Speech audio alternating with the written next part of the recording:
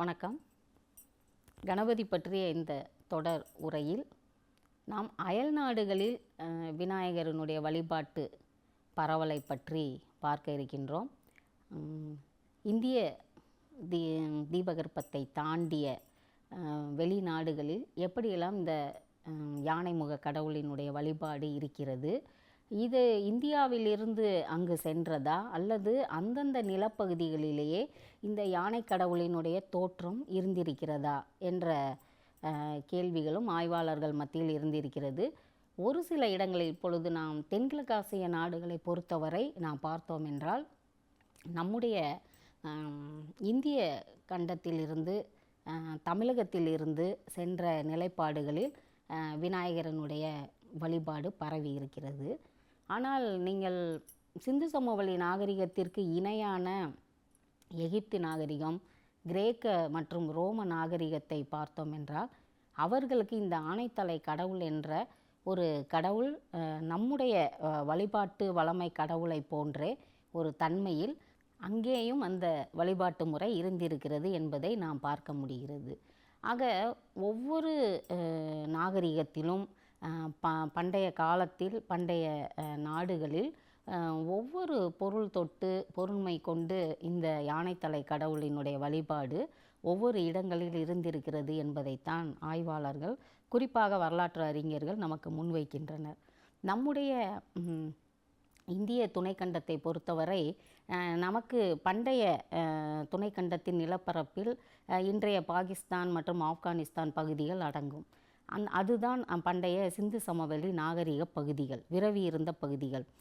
இந்த பகுதிகளில் நமக்கு இப்பொழுது செய்யப்படுகின்ற அகழாய்வுகளில் இந்த கணபதி சிற்பங்கள், காலத்தால் முந்தைய கணபதி சிற்பங்கள் கிடைத்து வருகின்றன.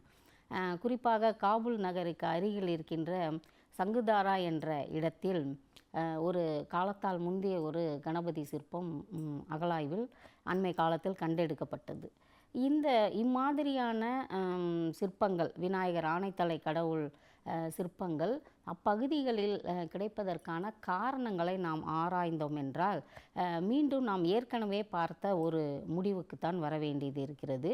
என்றால் சிந்து சமவெளி நாகரிகம் என்பது 5 நதிகள் பாய்கின்ற ஒரு மிகப்பெரிய வேளாண்மை சமூகமாக அது இருந்திருக்கிறது. அந்த வேளாண்மை சமூகம் மருதத்திணை, அந்த மருதத்திணைக்குரிய உபரி உற்பத்தி, அந்த உபரி உற்பத்தியின் வாணிகம், அதனால் அது ஒரு பெரிய நகர நாகரிகமாக மெசபடோமிய, சுமேரிய, எகிப்திய நாகரிகங்களோடு அது வாணிப தொடர்பு கொண்டு இருந்திருக்கிறது என்பதை நாம் பார்க்க முடிகிறது. அந்த வகையில் இந்த வேளாண்மை சடங்குகளோடு தொடர்புடைய வேளாண்மையோடு, வேளாண்மை தொழிலோடு மக்கள் பயன்படுத்திய விலங்காக அதனை வழிபடு தன்மையில் இம்மாதிரியான விநாயகர் சிற்பங்கள் அங்கு கிடைக்கலாம் என்று நாம் ஒரு கருத்தினை முன்வைக்க முடிகிறது. பொதுவாக சிந்து சமவெளி நாகரிகத்தில் மிக அதிகமான தாய் தெய்வ உருவங்கள் தான் அகழாய்வில் கண்டெடுக்கப்பட்டு இருக்கின்றன. அதாவது தாய் தெய்வம் பொதுவாக நாம் ஏற்கனவே பார்த்தது தான், வேளாண்மையை கண்டுபிடித்தவள் பெண், வேளாண்மைக்கான அனைத்து நிலையிலும் பெண்ணே தெய்வமாக வணங்கப்படுகிறாள். ஏனென்றால் அவள்தான் உற்பத்திக்கான கருவியாக, அவளால் தான் உற்பத்தி செய்ய முடியும் என்றால் மகப்பேறுவை அவள் கொடுக்க முடிவதால் வேளாண்மையும் ஒரு மகப்பேறு போன்றது என்பதனால் இந்த சடங்குகள் எல்லாம் பெண்மையே முதலிடமாக கொண்டு இந்த சடங்குகள் எல்லாம் பழங்குடி மக்களால் நடத்தப்பட்டு வந்தது. அந்த வகையில் சிந்து சமவெளியில் மிக அதிகமான தாய் தெய்வ சிற்பங்கள் அங்கே இருந்தன. அவை வழிபாட்டிற்காகவும் இருக்கலாம், அல்லது வீடுகளில் அழகு பொம்மைகளாகவும், குழந்தைகளின் விளையாட்டு பொம்மைகளாகவும், அல்லது வீடுகளின் அலங்காரத்திற்காக வாயில்களிலும் நிலைப்படிகளிலும் மற்றும் தூண்களிலும் இருந்திருக்கலாம். எந்த வகையில் இருந்திருந்தாலும் மிக அதிகப்படியான எண்ணிக்கையில் தாய் தெய்வ உருவங்கள். இந்த தாய் தெய்வ உருவங்களுக்கு அடுத்தபடியாக நமக்கு இன்றைய பாகிஸ்தான் பகுதியில் கிடைக்கின்ற இந்த 4-5 இந்த விநாயகர் சிற்பங்களும் குறிப்பிடத்தக்கவை. ஏற்கனவே நாம் பார்த்தது போல் தாயினுடைய இடத்தை, குறிப்பாக வேளாண்மைக்குரிய பெண்ணினுடைய இடத்தை கணபதி பிடித்து கொண்டார் என்று நாம் பார்த்தோம். இது சாதாரண பொருண்மையில் சொன்னதல்ல, இது வரலாற்று பூர்வமான ஒரு உண்மை நிலையை காட்டுவதைத்தான் நாம் பார்த்தோம். அந்த வகையில் இங்கு கிடைக்கின்ற இந்த சிற்பத்தை நாம் இந்த கண்ணோட்டத்தில் பார்க்க வேண்டும். அதன் பின்பு ஜப்பானில் வந்து குறிப்பாக ஜப்பான் வந்து ஒரு மிகப்பெரிய பழைய மரபை, பழங்குடி மரபை வந்து தன்னகத்தை கொண்ட ஒரு நாடு. அங்கு விநாயகரனுடைய வழிபாடு இருக்கிறது. ஆனைத்தலை கடவுள் அங்கு இளம் காதலர்களை இணைத்து வைக்கின்ற தன்மையில், அதாவது நம்முடைய சங்க இலக்கியத்தில் குறிஞ்சி திணையில் அந்த யானை வடிவத்தில், யானை எப்படி குறிஞ்சி திணை தலைவியை விரட்டி தலைவன் யானையிடமிருந்து தலைவியை காப்பாற்றுகின்ற அந்த நிலை போன்ற ஒரு தன்மையில்தான் ஜப்பானில் உள்ள மக்கள் வந்து இந்த யானைத்தலை கடவுளை வணங்குகிறார்கள். அவர்கள் அந்த கணபதியை அங்கு தாயிசோதென் என்று அழைக்கிறார்கள். அதற்கு பெரிய கடவுள் என்று பெயர். பெரிய கடவுள் என்பது மூத்த கடவுள் என்ற பொருளிலும் அல்லது பெரிய உருவத்தை கொண்ட யானை என்ற பொருளிலும் அது இரண்டு பொருள்பட அது வழங்குகிறது. அது இலங்கையில் பார்த்தோம் என்றால், இலங்கையை பொறுத்தவரை நமக்கு இலங்கை என்பது நம்முடைய தமிழகத்தினுடைய ஒரு பகுதியாகத்தான் நாம் இலங்கை தீவை பார்க்க வேண்டும். தொன்று தொற்று நம்முடைய மொழி பண்பாடாகட்டும், கலாச்சார ரீதியிலாகட்டும், எல்லாவற்றிலும் இலங்கையினுடைய தொடர்பானது நமக்கு அகழாய்விலும் கூட ஒரே மாதிரியான பானையோடுகள், கருப்பு சிவப்பு பானையோடுகள், தமிழ் பிராமி எழுத்துக்கள், இது போன்ற பல நிலைகளை நாம் பார்க்கின்றோம். அதன் பின்பு வரலாற்று காலத்தில் பௌத்த சமயம் அங்கு பரவியது, சைவ சமயம் இங்கே வந்து விரவியது, இது போன்ற பல தன்மைகளை பார்க்கின்றோம். திருமுறைகளிலும் பாடல் பெற்ற தலங்கள் இலங்கையில் இருப்பதையும் நாம் பார்க்கின்றோம். இந்த வகையில் இலங்கையோடு தொடர்புடைய அனைத்து சமய ரீதியான தன்மையிலும் விநாயகர் சிற்பங்கள் அங்கே இருக்கின்றன. இதில் குறிப்பாக கிபி 7ஆம் நூற்றாண்டை சார்ந்த பல கோயில்கள், பழமையான கோயில்களில் உள்ள சிற்பங்கள், புடைப்பு சிற்பங்கள் காலத்தால் பழமையான விநாயகர் வழிபாடு அங்கு இருந்திருக்கிறது என்பதை காட்டுகிறது. அதோடு அசோகர் காலத்திலேயே அங்கு பௌத்த மதத்தை பரப்ப சென்ற பொழுது பௌத்தத்தின் ஒரு குறியீடாக இந்த விநாயகரினுடைய வடிவம், அங்கு யானைத்தலை உடைய வடிவம் அங்கு கொண்டு செல்லப்பட்டு அதுவும் வழிபாட்டில் இருந்திருக்கிறது என்பது நமக்கு புரிகிறது. திபெத்தை பொறுத்தவரை அங்கு கணேசினி என்று விநாயகரினுடைய பெண் வடிவம், நாம் ஏற்கனவே பார்த்தோம் விநாயகி என்ற, அதாவது 64 யோகினிகளில் ஒருவரான விநாயகி என்று அந்த தன்மையை பார்க்கின்றோம்.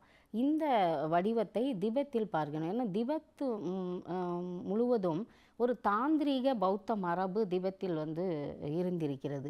அந்த வகையில் இந்த விநாயக ஆனைத்தலை கடவுளினுடைய பெண் வடிவத்தை அவர்கள் வளமைக்காக தாந்திரிக மரபில் வழிபட்டு இருக்கிறார்கள் என்பதாக நாம் புரிந்து கொள்ள முடிகிறது.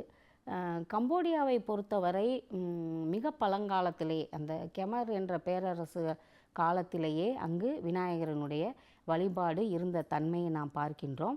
அதில் பிராக்வா கணேஷ் என்று அங்கு அவர்கள் கணேசரை வந்து பெயரிட்டு அழைக்கிறார்கள். இது ஒரு தொல் மரபு பெயராகத்தான் இதை நாம் உணர்ந்து கொள்ள முடிகிறது. அதன் பின்பு நாம் பார்த்தோம் என்றால் ஜாவாவை பொறுத்தவரை அந்த ஜாவா தீவில் உள்ள அந்த பழங்குடி மக்கள் விநாயகரை வந்து ஒரு பழங்குடி மக்களில் வந்து நாம் இந்த சைவ சமயத்தின் ஒரு முந்தைய பிரிவான காபாலிக மரபை பார்ப்போம். அந்த காபாலிக மரபில் காபாலிகர்கள் மண்டையோட்டை கையில் வைத்திருப்பார்கள், எலும்பு மாலைகளை அணிந்திருப்பார்கள், ஒரு அகோரிகள் போன்று அவர்கள் காட்சியளிப்பார்கள், மது மாமிசம் இவற்றை உண்பார்கள். இது போன்ற தன்மையை உடையவர்கள் காபாலிகர்கள். இந்த காபாலிகர்கள் வேறு யாருமல்ல, அவர்கள் பழங்குடி மக்கள். அந்த பழங்குடி மக்கள் வந்து எவ்வாறு சிவபெருமானை வணங்கினார்கள் என்ற தன்மையை தான் நாம் காபாலிக சமயத்தில் பார்க்கின்றோம். அதே நிலைதான் இந்த ஜாவா தீவில் கானாபத்தியம் என்று சொல்லப்படுகின்ற விநாயகரை முதன்மை கடவுளாக கொண்ட அந்த சமயத்தில் சொல்லப்படுகின்ற தன்மையில் விநாயகரை வழிபடுகின்றார். இந்த நிலையில் அந்த விநாயகரினுடைய அந்த சிற்பமானது, அவர்கள் வழிபடுகின்ற தன்மையானது எலும்பு மாலையை அணிந்த நிலையிலும், கையில் வந்து மண்டையோட்டை வைத்திருப்பது, கோடரியை வைத்திருப்பது, மற்றும் வந்து இந்த தோண்டு கருவி, கரண்டி, இது போன்ற தோண்டு கருவி. ஆக அவருக்கு 2 விதமான ஆஸ்பெக்ட் அங்கே இருக்குது, அதாவது வடிவ நிலை. ஒன்று அவர் வந்து ஒரு பழங்குடி நிலை, ஒரு குகைகளில் அல்லது சுடலையில் சுடுகாட்டில் வாழுகின்ற ஒரு மிகப்பெரிய பழங்குடி மரபு, பெருங்கற்கால காலத்தோடு தொடர்புடைய ஒரு பழங்குடி மரபை காட்டுகின்ற தன்மையும் இருக்கிறது. மற்றொன்று, அவர் வந்து வேளாண்மை நிலைக்கு வந்துவிட்ட ஒரு தன்மையையும் காட்டுவதாக அவருடைய அந்த கைகளில் 4 கைகளில் ஆயுதங்கள் காட்டப்படுகிறது. இதில் இந்த 2ஆம் நிலையில்தான் இந்த கோடரி என்பதும் இந்த கரண்டி என்பதும் வேளாண்மை கருவியாக, நிலத்தை தோண்டுவதற்கு பயன்படுகின்ற வேளாண்மை கருவியாக அதனை காட்டுவதும் அங்கு ஒரு மரபாக இருக்கிறது.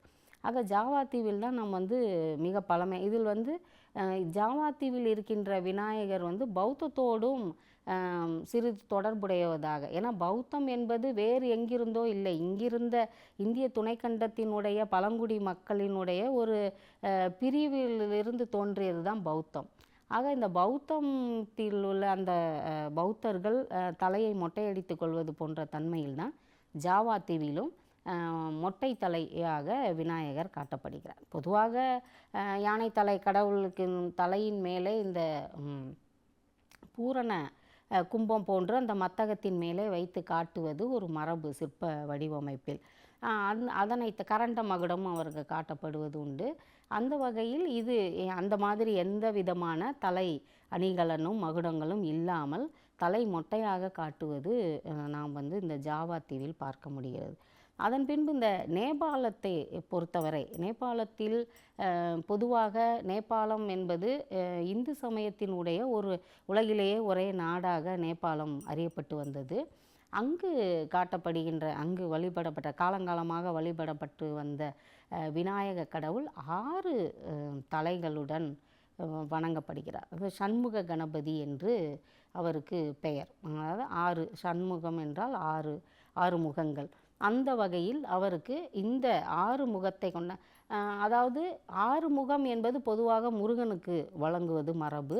அந்த மரபினை விநாயகருக்கு ஏற்றி அதை அவர்கள் வணங்கி வந்திருக்கிறார்கள். அதோடு அந்த விநாயகருக்கு 2 மூஞ்சூறு, அதாவது 2 எலி வாகனங்கள் காட்டப்படுவதும் ஒரு மரபாக இருந்து வருகிறது. இது அந்த ஒரு தனித்தன்மையை காட்டுவதாக நாம் புரிந்து கொள்ள முடிகிறது. அதோடு இந்த நாகம் குடைபிடிக்கின்ற சிற்பங்களாக பொதுவாக நேபாளத்தில் விநாயகர் சிற்பங்கள் இருக்கிறது.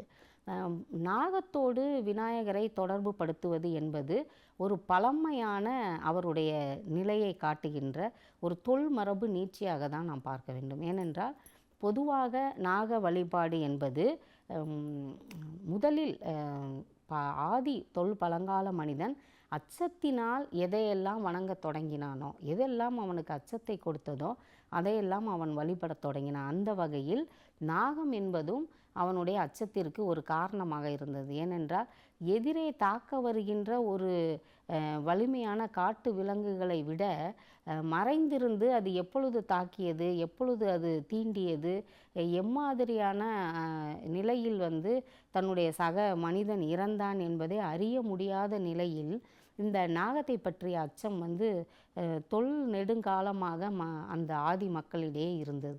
அதனால் இந்த நாக வழிபாடு என்பதும் நாகத்தை வழிபடுகின்ற நாகர்கள் குலம் என்பதும் உலகெங்கிலும் விரவி இருக்கிறது. பொதுவாக எகிப்தியர்கள் கூட நாககுலத்தை சேர்ந்தவர்கள்.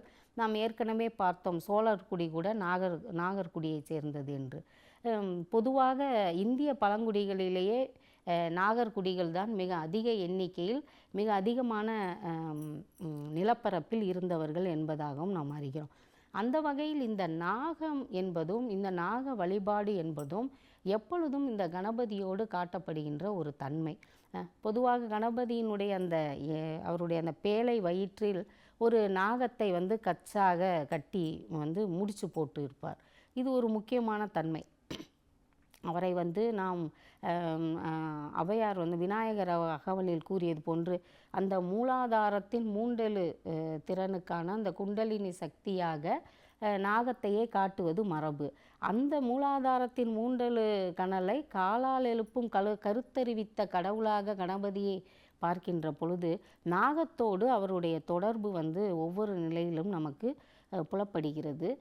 பொதுவாக நாம் ஏற்கனவே போன உரையில் பார்த்த மாதிரி நாக விநாயகர் சிற்பங்களுக்கு இருபுறமும் நாக சிற்பங்களை அமைத்தல், பொதுவாக நாகங்களை வழிபடுதல், பின்னி பிணைந்த இரு நாகங்களை வழிபடுதல் குழந்தை பேற்றுக்கான ஒரு மரபு சின்னமாக அது இருக்கிறது. அந்த வகையில் விநாயகரின் இருபுறமும் நாக சிற்பங்களை அமைத்து அதனை வழிபடுதல் என்ற ஒரு தன்மையும் காலங்காலமாக நமக்கு இருந்து வந்து இருக்கிறது.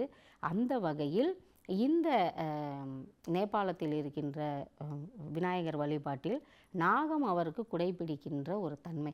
நமக்கு இங்கு இந்தியாவிலும் சரி, தமிழகத்திலும் தென்னிந்தியாவிலும் இந்த பகுதி முழுவதும் நமக்கு குடை அவருக்கு காட்டப்படுவது உண்டு. குடை மற்றும் சாமரம் அவருடைய சிற்பங்களில் காட்டப்படுவது மரபு. நாகமே குடைப்பிடித்த சிற்பங்கள் 1-2 விழுப்புரத்தினுடைய ஒரு கோயிலில் இந்த சிற்பம் இருக்கிறது. அம்மாதிரியான நாகம் குடைப்பிடிக்கின்ற சிற்பம் நேபாளத்திலும் இருக்கிறது.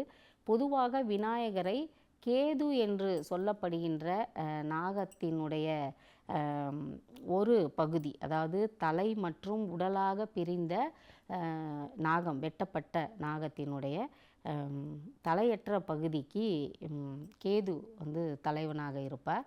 அந்த கேதுவினுடைய அதிபதியாக விநாயகரை சோதிடம் குறிப்பிடுகிறது.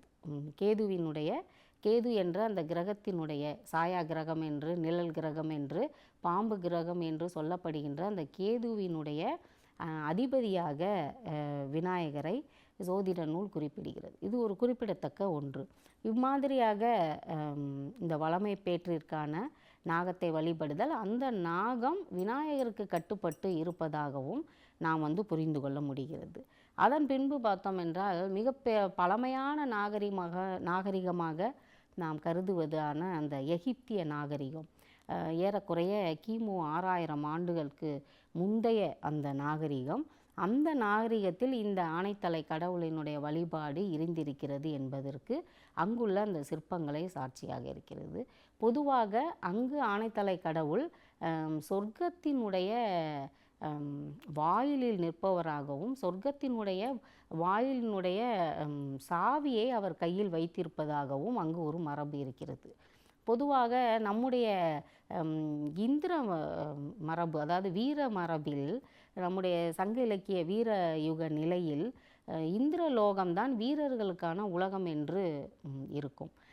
இந்திரலோகத்தை அடைந்து அங்கு இந்திரனுக்கான எல்லா விதமான மேன்மைகளையும் நன்மைகளையும் இந்த வீரனும் பெறுவான் என்ற நிலையில்தான் வீரத்தன்மை வந்து இங்கு புகழ் பெற்று இருந்தது. உலகமெங்கும் வீரத்தன்மை இருந்த நிலையில் தமிழகத்தினுடைய வீரத்தன்மையில் நம்முடைய சங்க இலக்கியம் புறநானூறு காட்டுகின்ற செய்தியில் இந்திரலோகத்தினுடைய அந்த அளவிடற்கரிய அந்த மேன்மையை பெறுவதுதான் ஒரு வீரனினுடைய மாண்பாக கருதப்பட்டது. அந்த வகையில் அம்மாதிரியான அதுதான் சொர்க்கலோகம். அந்த வகையில் அந்த சொர்க்கலோகத்திற்கு புகுவதான இந்த இந்திரன் தான் அதனுடைய காவலன். அது போன்ற தன்மையில் எகிப்தில் விநாயகர் அந்த சொர்க்கலோகத்தினுடைய காவலனாகவும் அதனுடைய சாவியை அவர் கையில் வைத்திருப்பதாகவும் அங்கு வழிபாடு நிகழ்கிறது. ஆக நாம் ஏற்கனவே பார்த்த மாதிரி நம்முடைய தமிழக மரபில் இந்திர விழாவும் நம்முடைய இந்த விநாயகர் பிள்ளையார் தொடர்பான வளமை சடங்குகளும் ஒன்றோடு ஒன்று எவ்வாறு தொடர்பு படுத்தப்பட்டு இருக்கிறதோ அது போன்ற தன்மையில்தான் அங்கும் எகிப்திலும் இந்திரர்களுக்குரிய வீர உலகத்தினுடைய காவலனாக ஆனைத்தலை கடவுள் இருப்பது நமக்கு புரிபடுகிறது. இவை எல்லாவற்றையும் நாம் ஒப்பீட்டு ஆய்வு நெறிமுறையில் ஒன்று சேர்த்து தான் நாம் ஒரு சில குறியீடுகளை புரிந்து கொள்ள முடியும். பொதுவாக மானுடவியல் தன்மை என்பது பரவலான ஒத்த கருத்தமைதியில் இருந்தாலும் பண்பாட்டு மானுடவியல் என்பது ஒரு கூரான ஒரு செய்தியை நமக்கு கொடுக்கும். அதாவது ஒவ்வொரு பண்பாட்டிலும் சிற்சில மாற்றங்கள் இருக்கும். அது அந்தந்த உள்ளூர் மரபின்படியும் உள்ளூர் மக்களின் நிலவியல் சூழலியல் சார்ந்த மொழி வழக்கு சார்ந்த நிலையிலும் தான் அது மாறுபடுமே ஒழிய மற்றபடி ஒரு ஒருமித்த தன்மையைத்தான் இந்த மானுடவியல் நோக்கில் நாம் பார்க்க முடியும். பொதுவாக சமூகவியல் மானுடவியல் இரண்டு பண்பாடுகளும் இணைந்துதான் ஒரு வழிபாட்டு மரபை பண்பாட்டை உருவாக்குகிறது என்பது அறிஞர்களுடைய கருத்து. அந்த ரீதியில் இந்த விநாயகரனுடைய ஆய்வை நீங்கள் எடுத்துக்கொண்டால் நம்முடைய தமிழகத்தின் உள்ளூர் மரபில் இருக்கின்ற அதே தன்மையைத்தான் எகிப்தின் மிகப்பெரிய பேரரசான ஏறக்குறைய 7000 ஆண்டுகளுக்கு முற்பட்ட ஒரு மிகப்பெரிய நாகரிகத்தினுடைய எச்சங்களிலும் நாம் பார்க்க முடிகிறது. இந்த ஒப்புமை தான் பண்பாட்டு மானுடவியல் என்பது உலகெங்கிலும் ஒரே மாதிரியாக வீரயுக காலத்தில் இருந்திருக்கிறது என்பதை நமக்கு காட்டுகிறது. அதன் பின்பு நீங்கள் ரோமாபுரி நாகரிகத்தை எடுத்துக்கொண்டாலும் இதே நிலைதான்.